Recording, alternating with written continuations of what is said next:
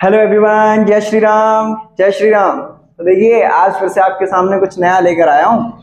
तो बहुत दिनों से मैं था नहीं यहाँ पे, क्योंकि मेरे कुछ एग्जाम्स वगैरह चल रहे थे। इस चक्कर में मैंने थोड़ा स्टॉपेज लिया था, लेकिन अब मैं कंटिन्यू कर रहा हूँ। तो आइए अपने साथ पढ़ते हैं, बड़े अच्छी तरीके से पढ़ेंगे ना। तो आज का जो टॉपिक है, एक्चुअली ये 10th क्लास का टॉपिक है। क्लास 10th की बात करते थे हम जनरली, तो क्लास 10th की बात करेंगे। तो आज का टॉपिक जो है वो है बर्थ कंट्रोल मेजर्स के ऊपर। Birth control measures. तो देखिए, बर्थ कंट्रोल मेजर का मतलब ये है कि हम बर्थ को कैसे कंट्रोल करें, उनके उपाय हम आज बात करेंगे ना। तो सिंपल सी बात क्या है, देखिए आप समझते चलिए। पहले तो थोड़ा सा ओवरव्यू है ना, पीछे की पिक्चर बनानी पड़ती है, बैकग्राउंड बनना पड़ता है, वो काम कर लेते हैं, ठीक है। तो जरा देखिए, जैसे कि आपको मालूम है आज के समय पे क्या है कि पॉपुलेशन जो है कंटिन्यूअसली इंक्रीज होती जा रही है। पॉपुलेशन कंटिन्यूअसली इंक्रीज होती जा रही है, तो उससे समस्याएं बहुत आ रही हैं। इतनी पॉपुलेशन हो जा रही है कि आने वाले समय में ऐसा भी हो सकता है कि सभी लोगों को सफिशिएंट फूड ना मिल पाए, पूरे प्रॉपर अमाउंट में खाना ना मिल पाए, और ऐसा भी हो सकता है कि उनके लिए क्लॉथिंग ना हो पाए। ऐसा भी हो सकता है उनको शेल्टर भी ना मिल पाए। शेल्टर यानी हाउसिंग मे बी पॉसिबल। उनको ये भी है कि education is the main thing, वो भी ना मिल पाए। That is very important. अब ज्यादा से ज्यादा लोग होते चले जाएंगे तो चीजें कम होती चली जाएंगी ऑब्वियसली। तो पॉपुलेशन को कंट्रोल करने के लिए हमें बर्थ कंट्रोल करना पड़ेगा, और बर्थ को कंट्रोल करने के लिए हमें ये बर्थ कंट्रोल मेजर्स पढ़ने पड़ेंगे। बात समझ में आई मेरी बात? तो मेन मुद्दा है पॉपुलेशन को कंट्रोल करना। तो पॉपुलेशन को कंट्रोल करने के लिए सबसे पहले जरूरी होती है फैमिली प्लानिंग, जो कि कोई भी पेरेंट करता है, कोई भी कपल करता है। समझ में आ रही है? तो सबसे जरूरी क्या है? सबसे जरूरी है फैमिली प्लानिंग। तो फैमिली प्लानिंग के अंदर ये आता है कि फैमिली प्लानिंग में क्या हो सकता है? फैमिली प्लानिंग में ये हो सकता है कि how many childrens you want, आपको कितने बच्चे चाहिए, है ना। दूसरी बात ये भी हो सकती है कि आपको बच्चे कब चाहिए, कितने चाहिए और कब चाहिए, दोनों बातें अलग अलग हैं। आपकी शादी हुई है आज, मान लो शादी के 1 साल बाद ही आपने बच्चा प्लान कर लिया है। आपके लिए खुद के लिए खाने के लाले पड़ रहे हैं, आपने बच्चा प्लान कर लिया, कहां से खिलाओगे भाई? समझ रहे हो ना मेरी बात? भाई खुद खा नहीं पा रहे हैं, उसको खिला लेंगे।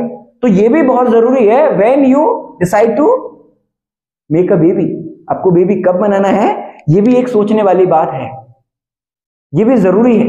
जब आप सक्षम हो जाओ खुद को खिलाने पिलाने के लिए, अपनी व्यवस्थाएं पूरी करने के लिए, और अब आपको लग रहा है कि आई हैव समथिंग एक्स्ट्रा जिसको मैं दूसरे को दे सकता हूं, तो तब आप प्लान कर सकते हो। That is the good time, that will be good time for that particular baby. क्योंकि बच्चा जन्म कर लिया, आप उसको खिला नहीं पा रहे हो, तो भी तो दिक्कत है ना यार, है ना। ये बहुत बड़ी दिक्कत है। और दूसरी बात, कितने बच्चे होनी चाहिए, ये भी बहुत बड़ी बात है। वो कहते हैं ना, बच्चे दो ही अच्छे। तो भैया ज्यादा बच्चे होंगे तो तुम्हें समस्या आएगी, कम होंगे तो इतनी समस्या नहीं आएगी, और पॉपुलेशन भी कंट्रोल में रहेगी। देश के हित के लिए काम होगा, और तुम्हारे हित के लिए भी काम होगा, ठीक है ना। तो इसी बात को हम ध्यान में लेते हुए आज हम बर्थ कंट्रोल की बात करें। क्योंकि देखिए, सिंपल है, सेक्सुअल डिजायर खत्म नहीं होगी। सेक्सुअल डिजायर जो है वो तो बनी रहेगी यार। एडोलसेंस की सबसे बड़ी प्रॉब्लम यही होती है, जो आपकी एक्चुअली रिप्रोडक्टिव स्टेज होती है, किसी भी कपल की जो रिप्रोडक्टिव स्टेज होती है, वो स्टेज पर ऑब्वियस है कि सेक्सुअल डिजायर्स आती हैं। सेक्सुअल डिजायर्स आती हैं, उनको कोई नहीं रोक सकता यार। लेकिन कुछ ऐसे मेथड्स तो हम अपना सकते हैं ना यार, आपकी डिजायर भी पूरी हो जाए और बर्थ भी कंट्रोल हो जाए, है ना। ये तो कर सकते हो। उसी के लिए हम ये बर्थ कंट्रोल आज पढ़ने वाले हैं। समझ में आई ना मेरी बात? तो चलिए हम स्टार्ट करते हैं, एक एक करके बर्थ कंट्रोल की बात करेंगे। पहले तो एक बात समझ लिए, बर्थ से रिलेटेड होता है क्या। इसको समझने के लिए आपको पहले समझना पड़ेगा प्रेगनेंसी, क्योंकि बर्थ से रिलेटेड है प्रेगनेंसी। किसी भी बेबी का बर्थ होगा, वो कब होगा? जब मदर प्रेग्नेंट हुई होगी, है ना। जब मदर क्या हुई होगी? प्रेग्नेंट हुई होगी। भैया प्रेगनेंसी बहुत जरूरी है, प्रेगनेंसी बहुत जरूरी है, प्रेगनेंसी बहुत जरूरी है ना। तो अगर बर्थ को कंट्रोल करना है तो प्रेगनेंसी को कंट्रोल करना पड़ेगा। आर यू गेटिंग और नॉट? बर्थ को कंट्रोल करना है तो प्रेगनेंसी को कंट्रोल करना होगा। बात समझ में आ रही है मेरी बात? इसको बर्थ को कंट्रोल करने के लिए प्रेगनेंसी कंट्रोल करनी पड़ेगी। तो प्रेगनेंसी को कंट्रोल कैसे करें, ये मुद्दा है। अगर आपने इसको कंट्रोल कर लिया तो बर्थ कंट्रोल ऑटोमेटिकली हो जाएगा। बोलो बात समझ में आ रही है मेरी? अगर बात समझ में आ रही है तो बोलो हाँ, आ रही है ना। चलिए आगे चल रहे हैं। तो देखिए प्रेगनेंसी को कंट्रोल कैसे करें। तो पहले इससे ये समझ लीजिए कि प्रेगनेंसी होती किन वजह से है। आपको पता चल जाएगा कि प्रेगनेंसी किस वजह से हो रही है तो आप आसानी से उस वजह को रोक दोगे ना यार, है ना। अगर मान के चलो मैं कॉलेज जाता हूं, मैं किस वजह जाता हूं, एजुकेशन प्राप्त करने, है ना। अगर वो कॉलेज में जो एजुकेशन मुझे मिल रही है, सिमिलर जो डिग्री मुझे वहां से मिलने वाली है, क्यों जा रहा हूं, क्योंकि मुझे मजा आता है। और जब ये सेक्सुअल डिजायर आती है, वो सेक्स क्यों करते हैं, क्योंकि उनको मजा आता है ना। उस मजे में उनको मिल जाती है ये सजा। अगर वो ना चाहते हुए, मतलब उनको बच्चा चाहिए नहीं, फिर भी ये दिक्कत आ जाती है। लेकिन ये नहीं करना है, इसको रोकना है ना। इसको रोकने के लिए क्या करना चाहिए, देखिए पहले ये समझिए प्रेगनेंसी होती क्यों है। ये इसलिए होती है, ये प्रेगनेंसी होती है, this is due to the fertilisation of ovum and sperm. समझ रहे हो, ओवम और स्पर्म्स के फर्टिलाइजेशन की वजह से प्रेगनेंसी होती है। समझ में आई। अब बोले what is ovum, what is sperm, है ना। ये ओवम जो है सेक्स सेल्स होते हैं, ये भी क्या होता है, सेक्स सेल होता है। ओवम जो है फीमेल सेक्स सेल होता है और स्पर्म जो है मेल सेक्स सेल होता है ना। होता क्या है कि फीमेल बॉडी के अंदर स्पर्म्स डाले जाते हैं थ्रू वेजाइना के थ्रू स्पर्म्स का एंट्री कराई जाती है। स्पर्म्स कौन डालता है, मेल डालता है। किसके थ्रू डालता है, पीनस के थ्रू डालता है। पीनस के थ्रू स्पर्म्स इंसर्ट किए जाते हैं फीमेल बॉडी के अंदर थ्रू वेजाइना। समझ में आ रही है। पीनस एंटर कराया जाएगा वेजाइना के अंदर और पीनस से निकलेंगे स्पर्म्स और स्पर्म्स वेजाइना के थ्रू कर्विक्स के होते हुए कहां पहुंच जाते हैं, ओवी डक्ट में पहुंच जाते हैं। कहां पहुंच जाते हैं, ओवी डक्ट में पहुंच जाते हैं, जहां पर इनको मिल जाता है ओवम। जहां पर ओवी डक्ट में क्या मिल जाता है इनको, ओवम। और ओवम कर जाता है स्पर्म के साथ फ्यूजन। स्पर्म के साथ ओवम का फ्यूजन होने की वजह से आपको मिल जाता है एक फर्टिलाइज एग।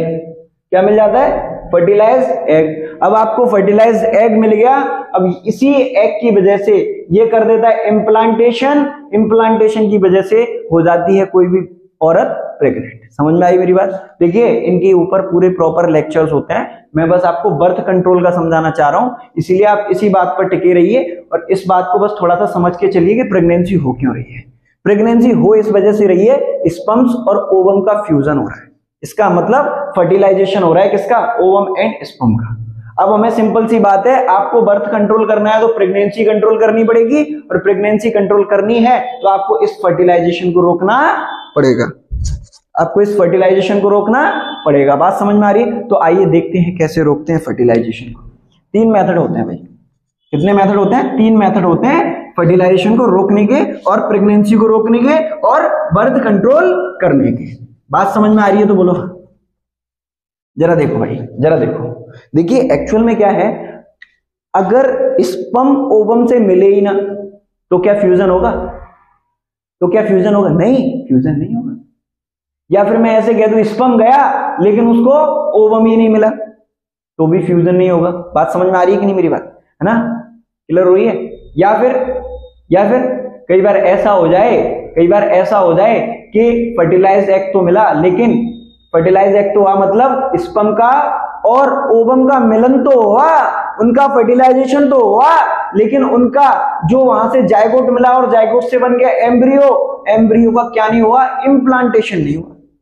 अगर एम्ब्रियो का इम्प्लांटेशन नहीं हुआ तो भी वहां पर क्या नहीं होगा, मदर क्या नहीं होगी, प्रेग्नेंट नहीं होगी, कोई लेडी प्रेग्नेंट नहीं होगी। बात समझ में आई मेरी बात, क्लियर हो रही है। तो मैं आपको समझाता हूं कैसे। बर्थ कंट्रोल के 3 मेथड हो सकते हैं। एक हो सकता है आपका बैरियर मेथड, एक हो सकता है बैरियर मेथड, एक आपका हो सकता है, एक आपका क्या हो सकता है, एक आपका हो सकता है केमिकल मेथड, एक आपका हो सकता है केमिकल मेथड, और एक आपका तीसरा हो सकता है सर्जिकल मेथड। 3 मेथड होते हैं जनरली, 3 मेथड होते हैं जनरली। आइए हम बारी बारी से हर मेथड को समझने की कोशिश करते हैं। तो सबसे पहले हम ले रहे हैं बैरियर मेथड। बैरियर मतलब कोई रुकावट लगा दी जाए। बैरियर का मतलब है कि कोई रुकावट लगा दी जाए। रुकावट कहां लगाई जाएगी? रुकावट कहां लगी जाएगी? रुकावट लगाई जाएगी स्पर्म और ओवम के बीच में, स्पर्म और ओवम के बीच में। तो देखिए इसके एग्जाम्पल होते हैं, आपका होता है कंडोम, कंडोम्स एंड, और दूसरा एग्जाम्पल आपका होता है डायफ्राम। क्या होता है? डायफ्राम्स। ये 2 एग्जाम्पल होते हैं। देखिए ये वेरियर्स है। क्या है ये? वेरियर्स है। एक्चुअली जो कंडोम्स होते हैं ये मेल बॉडी के लिए होते हैं।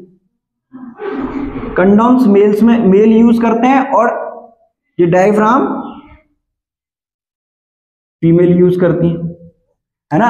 ये मेल कैसे यूज करते हैं? देखिए हमें रोकना क्या है? फर्टिलाइजेशन को रोकना है। ओवम और स्पर्म मिलने नहीं चाहिए, ओवम और स्पर्म मिलने नहीं चाहिए, ओवम और स्पर्म नहीं मिलने चाहिए। उसके लिए मैं क्या करता हूं? मैं कंडोम यूज कर लेता हूं। मैं मतलब मेल की बात कर रहा हूं।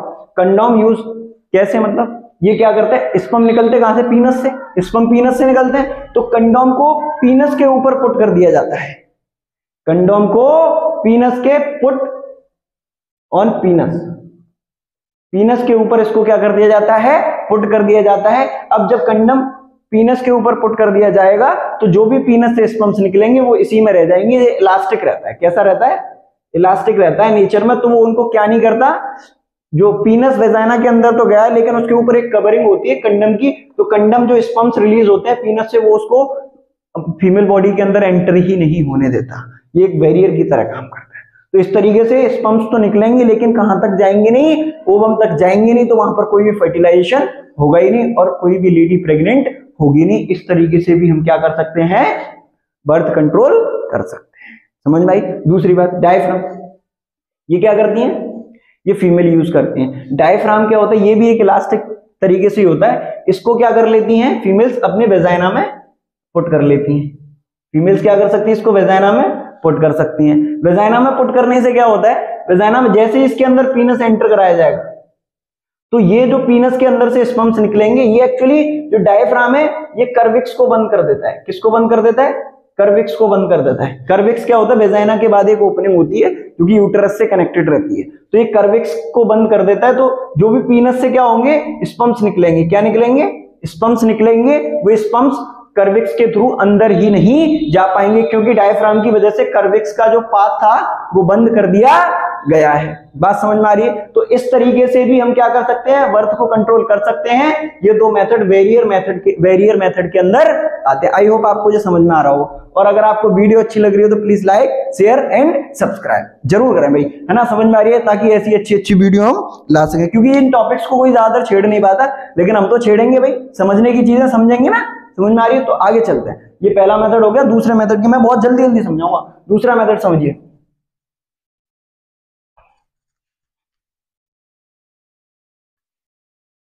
दूसरा मेथड देखिए। दूसरा मेथड क्या है? दूसरा मेथड होता है केमिकल मेथड। केमिकल मेथड ये है, केमिकल मेथड का मतलब आपको केमिकल से ही समझ में आ रहा है। यहां पर केमिकल यूज किए जाते हैं। केमिकल मतलब पिल्स यूज किए जाते हैं। किस लिए? बर्थ को कंट्रोल करने के लिए, क्योंकि बर्थ को कंट्रोल करना मुद्दा है। और बर्थ को कंट्रोल करना है तो प्रेगनेंसी कंट्रोल करनी है, और प्रेगनेंसी कंट्रोल करनी है तो फर्टिलाइजेशन को रोकना है। स्पर्म और ओवम मिलने नहीं चाहिए, उसी के लिए काम चल रहा है। समझ में आ रही? तो इसमें देखिए मेरी बात सुनिए। यहां पर क्या होता है? यहां पर पिल्स यूज किए जाते हैं। यहां पर पिल्स यूज किए जाते हैं। 2 तरीके के पिल्स होते हैं। एक होता है ओरल पिल्स, एक होता है ओरल पिल्स, और एक होता है आपका वेजाइनल पिल्स। 2 तरीके के पिल्स होते हैं। जो ओरल पिल्स होते हैं ये क्या करते हैं? ये ओरल पिल्स क्या करते हैं? ये ओरल पिल्स एक्चुअली अगर राइट टाइम पे ले लिए जाएं, एक्चुअली ओरल पिल क्या करते हैं? ये ऐसे हार्मोन्स रिलीज करते हैं जो कि वेजाइना से ओवम को रिलीज ही नहीं होने देते। मालूम है? सॉरी वेजाइना से नहीं, ओवरी से ओवा को रिलीज नहीं होने देते, है ना। क्या होते हैं ये ओरल पिल्स? क्या करते हैं? ओवरी से ओवम को निकलने नहीं देंगे, ओवम को निकलने नहीं देंगे। अगर ओवम नहीं निकलेगा तो स्पर्म चले भी जाएंगे तो कोई फर्क नहीं पड़ेगा। भाई जब ओवम निकला ही नहीं, स्पर्म चले जाए तो क्या फ्यूजन होगा? नहीं, फ्यूजन ही नहीं होगा तो प्रेगनेंसी होगी नहीं। तो ये ओरल पिल्स इस तरीके से काम कर लेती हैं, ये ओवरी से ओवम को रिलीज नहीं होने देते। समझ में आ रही है? तो ये कई बार फीमेल बॉडी पर कुछ हार्मफुल इफेक्ट्स भी जनरेट कर सकती हैं, बैड इफेक्ट्स भी इसके हो सकते हैं, साइड इफेक्ट्स भी हो सकते हैं। तो कभी भी अगर ऐसी टैबलेट्स ली जा रही हैं, कभी भी ओरल पिल्स ली जा रही हैं, तो डॉक्टर से हमेशा सलाह लेनी चाहिए। समझ में आ रही है? और मैं बात करूं वेजाइनल पिल्स की, तो वेजाइनल पिल्स वो पिल्स होती है जिनको वेजाइना में पुट कर दिया जाता है, और ये क्या करता है, जो स्पर्म्स इससे एंटर किए जाते हैं वो उनको किल कर देता है। वो इनको क्या कर देता है? किल कर देता है। क्या कर देता है भाई? किल कर देता है। तो इस तरीके से भी स्पर्म्स मर जाते हैं और वो ओवम तक पहुंच ही नहीं पाते। तो इस तरीके से भी पूरा क्या है, यहाँ पर प्रेगनेंसी को रोका जा सकता है, जो थोड़ा हार्मफुल हो सकता है। एक बात और बता दे रहा हूं यहीं पे, कि जो आपका वेरियर मेथड था, वेरियर मेथड जो होता है उसका सबसे बड़ा इंपॉर्टेंट पॉइंट ये है, सबसे बड़ा इंपॉर्टेंट पॉइंट वेरियर मेथड का ये है कि वेरियर मेथड में आपको कभी भी एसटीडी डिसीज नहीं होंगी, मतलब सेक्सुअल ट्रांसमिटेड डिसीज नहीं होंगी। यानी एड्स जैसी, एड्स हो गया आपको, एड्स हो गया, और एड्स और कई सारी बीमारीज होती हैं, जैसे एड्स जैसी बीमारीज आपको नहीं होंगी अगर आप क्या है वेरियस कंडोम्स और डायफ्राम्स अगर यूज करते हो। लेकिन ओरल पिल्स के केस में, ओरल पिल्स के केस में, वेजाइनल पिल्स के केस में, है ना, और जो भी मेथड हम आगे पढ़ेंगे उनके केस में एसटीडीएस हो सकती है। समझ में आई? तो ये इसका एक अच्छा पॉइंट है। समझ में आ रही है? कई बार इसमें भी दिक्कत आ जाती है, कई बार क्या हो जाता है, जो आपके कंडोम्स होते हैं वो क्या हो जाते हैं, ब्रेक हो जाते हैं, जिसकी वजह से स्पर्म्स अंदर चले जाते हैं, तो लेडी कहीं भी प्रेग्नेंट हो सकती है। ड्रॉबैक है लेकिन इसके फायदे भी हैं। समझ में आ रही है? तो जरा सुनिए, आगे की बात करते हैं हम।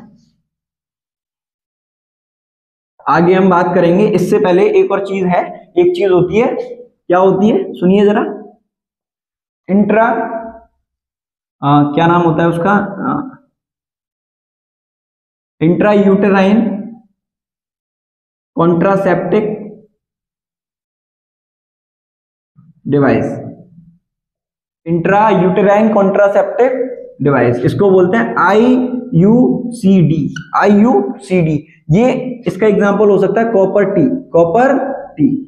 इसमें क्या होता है, ये एक डिवाइस होती है, ये एक डिवाइस होती है जिस डिवाइस को क्या किया जाता है, फीमेल बॉडी के अंदर यूटेरस में इंसर्ट कर दिया जाता है। क्या कर दिया जाता है? यूटेरस के अंदर इसको इंसर्ट कर दिया जाता है कॉपर टी को इंसर्ट कर देते हैं। तो कॉपर टी क्या नहीं होने देता, कॉपर टी जो फर्टिलाइज्ड एग है उसका इम्प्लांटेशन नहीं होने देता, ये इम्प्लांटेशन नहीं होने देता, और ये इम्प्लांटेशन नहीं होने देगा तो कोई भी लेडी क्या नहीं हो पाएगी, प्रेग्नेंट नहीं हो पाएगी। तो इस तरीके से कॉपर टी भी इसको रोक सकता है। समझ में आ रही है मेरी बात? तो मैं आगे की बात करता हूं। अब बात आ रही है सर्जिकल मेथड की। किसकी बात आ रही है? सर्जिकल मेथड की। सर्जिकल मेथड की समझ में आ रही है? सर्जिकल मेथड क्या होता है? सर्जिकल मेथड में आपका क्या होता है कि ये सर्जिकल मेथड परमानेंट स्टॉपेज कर सकते हैं। क्या कर सकते हैं? परमानेंट स्टॉपेज भी कर सकते हैं। समझ में आ रही है? इसमें सर्जिकल मेथड में सर्जरी के द्वारा बर्थ को कंट्रोल किया जा सकता है।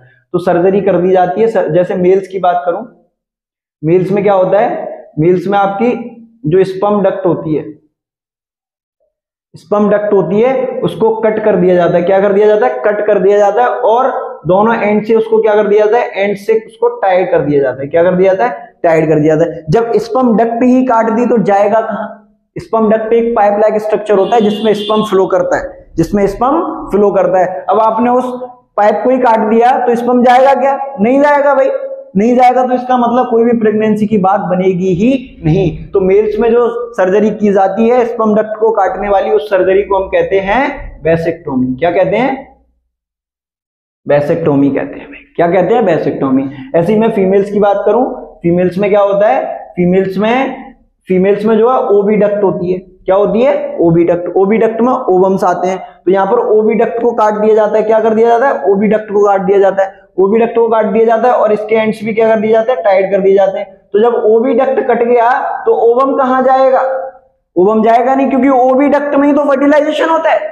अब ओविडक्ट ही नहीं बचा तो फर्टिलाइजेशन होगा ही नहीं, और फर्टिलाइजेशन होगा नहीं तो कोई भी लेडी प्रेग्नेंट होगी नहीं। समझ में आई मेरी बात? समझ में आई? बोलो, क्लियर हो रही है? तो ये सर्जिकल मेथड से। अब मैं आपको एक चीज पॉइंट और बता देता हूं, फिर इसको हम खत्म करते हैं। आगे चलिए, इसको जो फीमेल्स के केस में इसको मैं बता देता हूं, इसको कहते हैं हम ट्यूबेक्टोमी। क्या कहते हैं? ट्यूबेक्टोमी। ट्यूबेक्टोमी। अब जरा समझिए, अब जैसे एक बात सुनिए जरा। अब इसमें एक चीज कह रहा हूं कि कई बार क्या होता है, कई बार कुछ कारण होते हैं जिनकी वजह से सर्जिकल मेथड से कुछ टेक्निक्स बनाई गई हैं जिसमें हम क्या कर सकते हैं, जिसमें हम टर्मिनेशन भी कर सकते हैं। Termination surgery. टर्मिनेशन सर्जरी मतलब, टर्मिनेशन सर्जरी का मतलब ये होता है कि आपका जो है जो आपका फर्टिलाइजेशन है, मतलब कहने का ये है सीधा सीधा कि कोई भी लेडी जो है प्रेग्नेंट हो चुकी है, कोई भी लेडी जो है प्रेग्नेंट हो चुकी है, जब प्रेग्नेंट वो हुई है उसके 8 वीक तक, 8 वीक तक अगर पता चल जाए,